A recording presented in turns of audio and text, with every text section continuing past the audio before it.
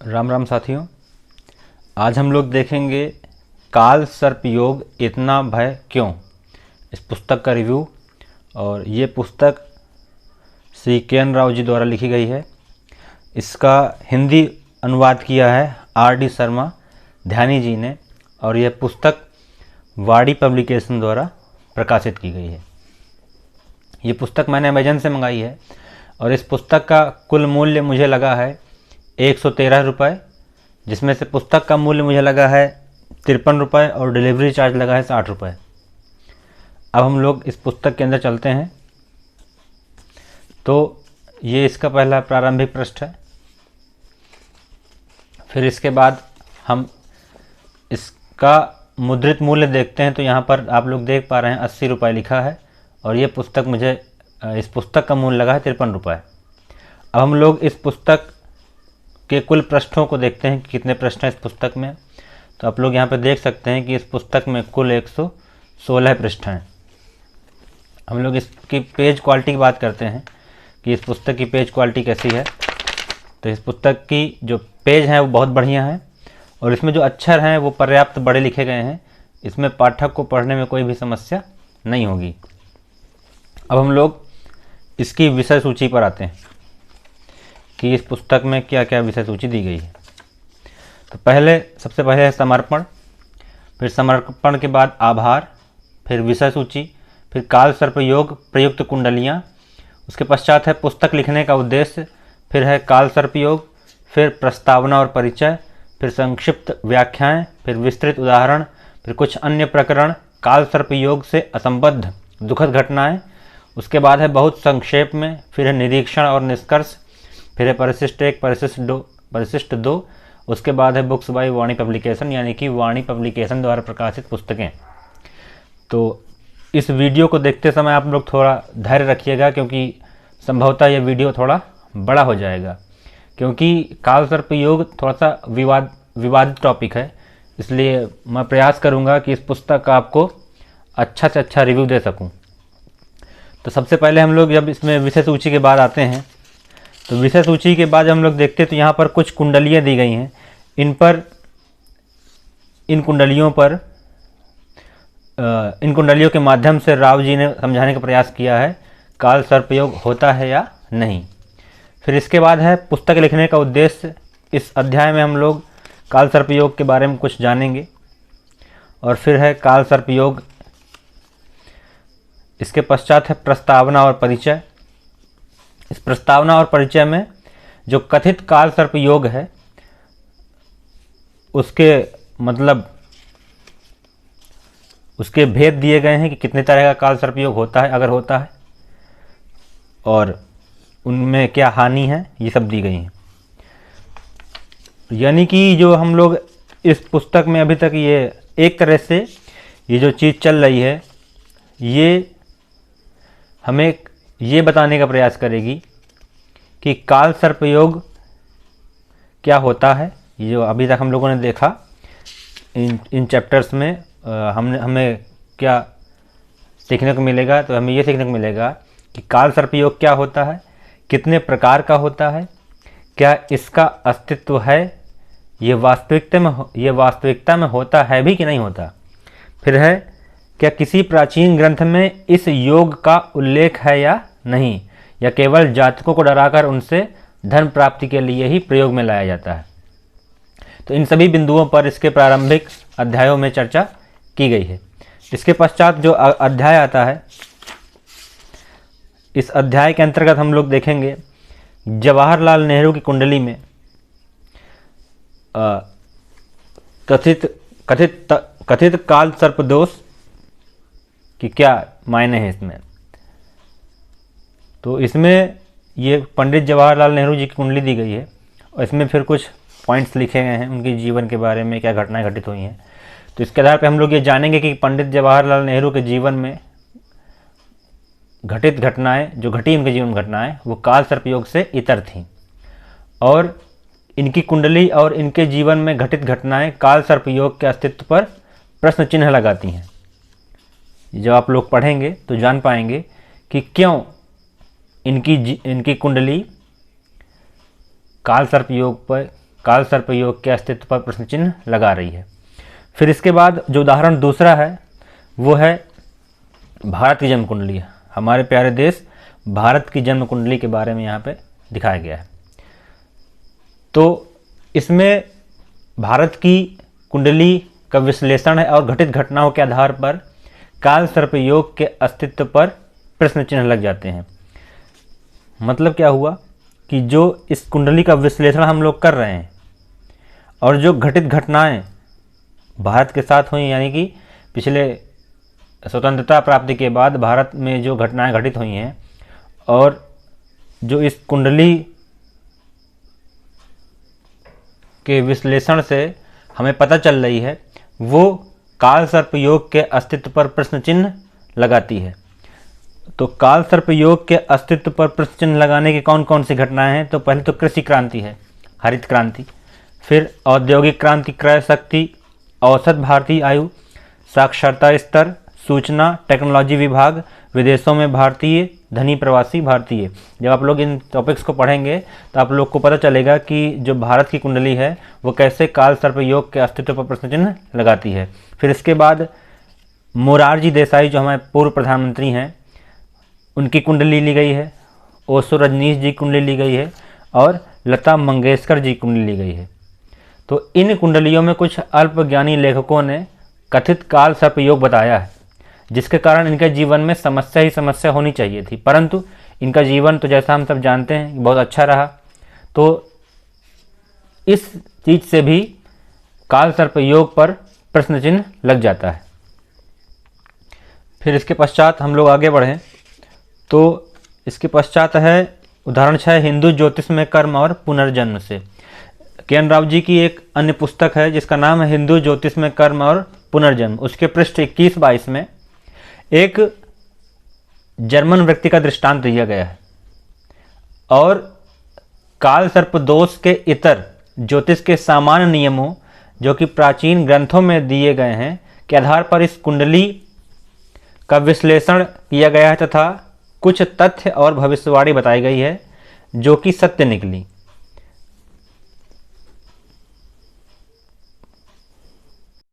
और काल सर्प योग का दुष्प्रभाव नहीं दिखाई दिया उस कुंडली में।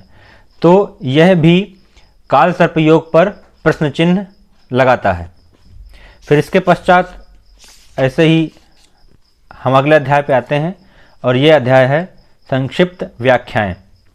इस अध्याय में भी क्या है, कुछ कुंडलियां दी गई हैं, हम लोग देख सकते हैं जैसे इधर कुछ कुंडलियां दी गई हैं और इनके माध्यम से ही इनका विश्लेषण किया गया है और व्यक्ति के जीवन में घटित घटनाएं इस बात की ओर संकेत करती हैं कि काल सर्प योग एक मिथ्या है। इसके पश्चात हम लोग इसी प्रकार आगे बढ़ें और इसके बाद है अगला अध्याय विस्तृत उदाहरण। इस अध्याय में कई सारी कुंडलियां दी गई हैं। इन कुंडलियों में कथित काल सर्प योग है। जैसे हम लोग आगे देखें तो इन कुंडलियों में क्या है, काल सर्प योग ऐसा बता रहे हैं। मतलब कौन मानता है, जो व्यक्ति काल सर्प दोष को मानते हैं उनके अनुसार इन कुंडलियों में काल सर्प योग है, परंतु इन व्यक्तियों के साथ जो घटनाएं घटित हुई हैं वो कथित काल सर्प योग के परिणाम से समानता नहीं रखती हैं। और यदि किसी व्यक्ति जो कुंडलियां इसमें दी गई हैं, अगर इन कुंडलियों में से किसी व्यक्ति के साथ कुछ अप्रिय घटनाएं घटित हो रही हैं तो उसके लिए कथित काल सर्प योग उत्तरदायी नहीं है, बल्कि ग्रहों की स्थितियां ही उस कुंडली में इस प्रकार रही होंगी कि वे अप्रिय घटनाएं घटित हुई हैं। और इस अध्याय में जो कुंडलियां हैं इनके माध्यम से भी काल सर्प योग पर प्रश्न चिन्ह लग जाता है। फिर इसके पश्चात ऐसे ही ये कुंडलियां दी गई हैं। इसके बाद अगला अध्याय है कुछ अन्य प्रकरण। तो मैंने इसे पढ़ा, इसको अंडरलाइन किया है, इसको आपके लिए पढ़ना चाहूँगा। इसमें लिखा है मेरे संग्रह में, यानी कि के.एन. राव जी कह रहे हैं कि मेरे संग्रह में पूर्ण अर्ध और संदेहास्पद काल सर्प योग वाली सैकड़ों जन्म कुंडलियां हैं। इन कुंडलियों में 40 वर्ष से ऊपर की आयु वाले व्यक्ति अपनी युवावस्था में केतु या राहु की दशा भोग चुके हैं और इन दशा अवधियों में उन्होंने सामान्य जीवन बिताया। उनमें से कुछ ने केतु या राहु की दशा में बहुत कुछ पाया। इन केसों में पूर्ण काल सर्प योग, जिनमें सारे ग्रह राहु की वक्री गति के अनुसार राहु केतु के मध्य पड़ते हैं, कुछ केसों में सारे ग्रह केतु और राहु के मध्य पड़ते हैं, इसे भी कुछ लोग काल सर्प योग मानते हैं। जब कभी राहु और केतु की महादशाओं में बाधा पीड़ा होती है तो उसका कारण पूरी जन्म कुंडली को देखने से स्पष्ट की जा सकती है, न कि सारा दोष राहु या केतु के ऊपर डालकर।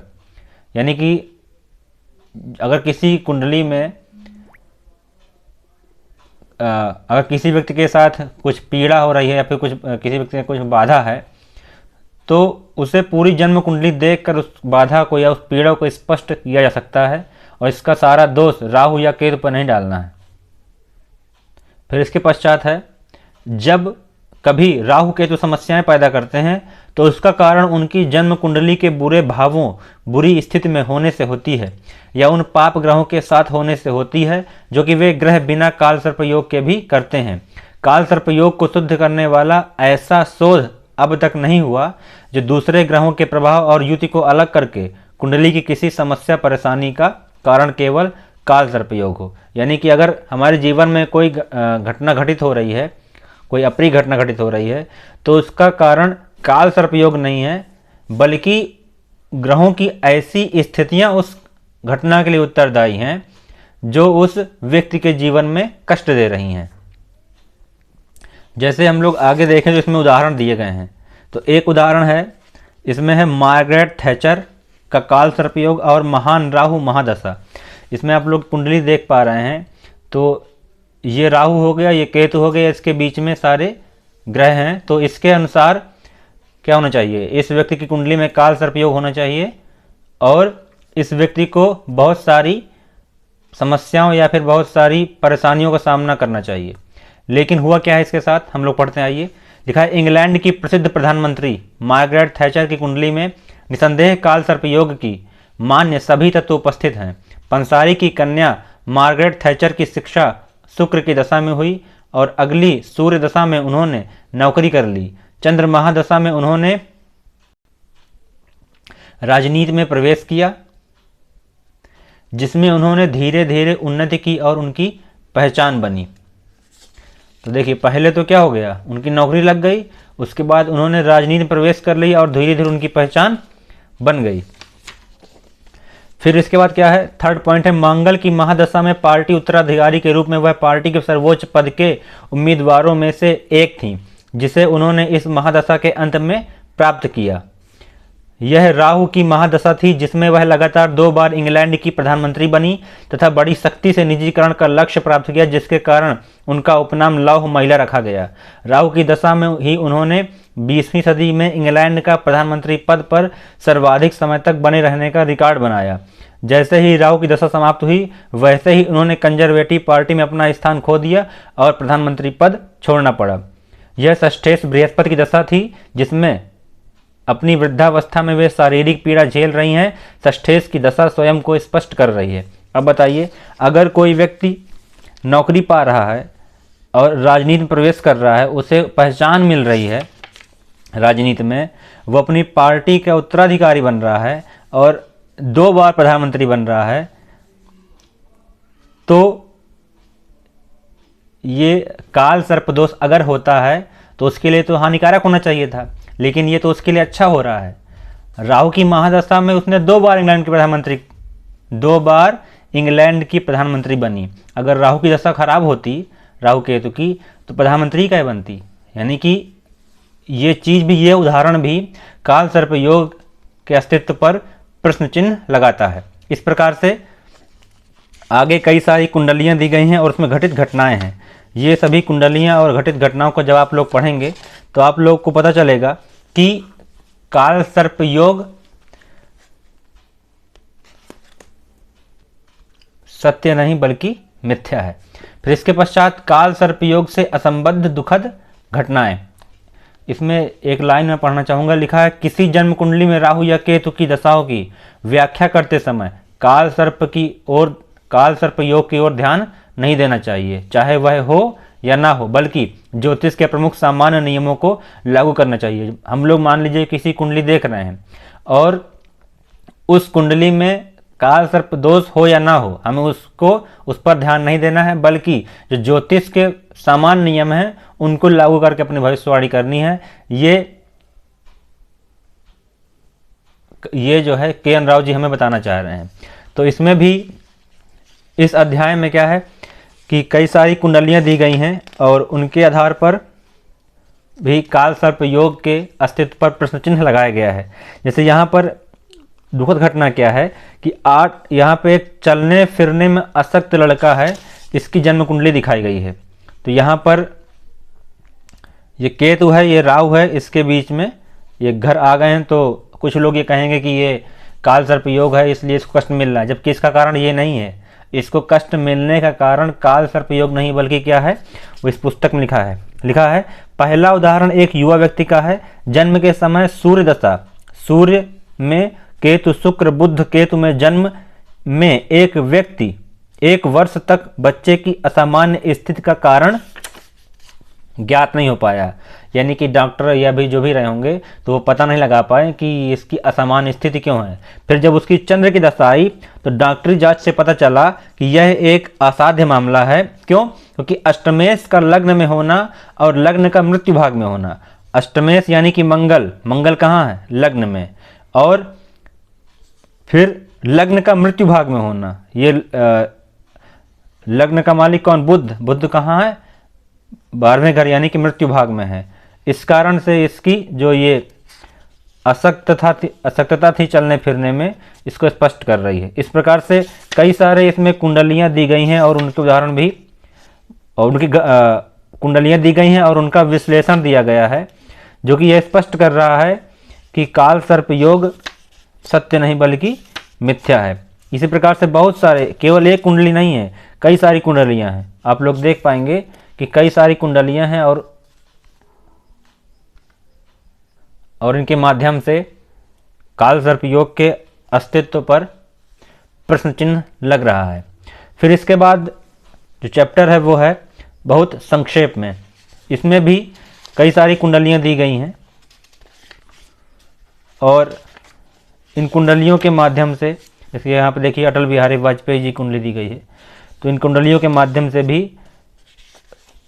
कथित काल सर्प योग के अस्तित्व पर प्रश्न चिन्ह लगाया गया है। फिर इसके बाद जो चैप्टर है वो है निरीक्षण और निष्कर्ष। तो ये देखिए इसमें ऐसा है, इसमें एक पॉइंट पे लिखा है कि अनैतिक ज्योतिषी जल्दी धन कमाने के लिए काल सर्प योग का उपयोग करते हैं। जैसा फिर लिखा है हिंदू ज्योतिष के मानक शास्त्रों पुराणों ग्रंथों में काल सर्प योग का कोई आधार नहीं है। यानी कि जो हम लोग के पुरातन जो प्राचीन शास्त्र हैं, जैसे मान लीजिए बृहत्पराशर, होरा शास्त्र, इस तरह के जो प्राचीन शास्त्र हैं, ज्योतिष शास्त्र हैं, उनमें कहीं पर भी काल सर्प योग नहीं दिया गया है। जो कुछ लालची व्यक्ति होते हैं उन्होंने अपने धन कमाने के लिए ही इसका सहारा लिया है। फिर इसके बाद ये परिशिष्ट 2 है, इसके पहले ये परिशिष्ट 1 और ये परिशिष्ट 2, और ये इस प्रकार से पुस्तक ये पूरी हो गई। और यहाँ पे इनकी बुक्स लिखी हुई हैं कि कौन कौन सी बुक्स ये लोग बनाते हैं, छापते हैं, प्रकाशित करते हैं। और इसके बाद में ये कुछ ऐसा इसमें लिखा हुआ है। तो निष्कर्ष रूप में यह कहा जा सकता है कि काल सर्प योग के नाम पर अंधविश्वास फैलाया जा रहा है और लोगों को भय दिखाकर उनसे धन प्राप्त किया जा रहा है। मेरे जो पारिवारिक ज्योतिषी हैं वे भी काल सर्प योग को मिथ्या मानते हैं और कुंडली का विश्लेषण करते समय, इस पुस्तक के अनुसार कुंडली का विश्लेषण करते समय हमें काल सर्प योग पर ध्यान नहीं देना चाहिए।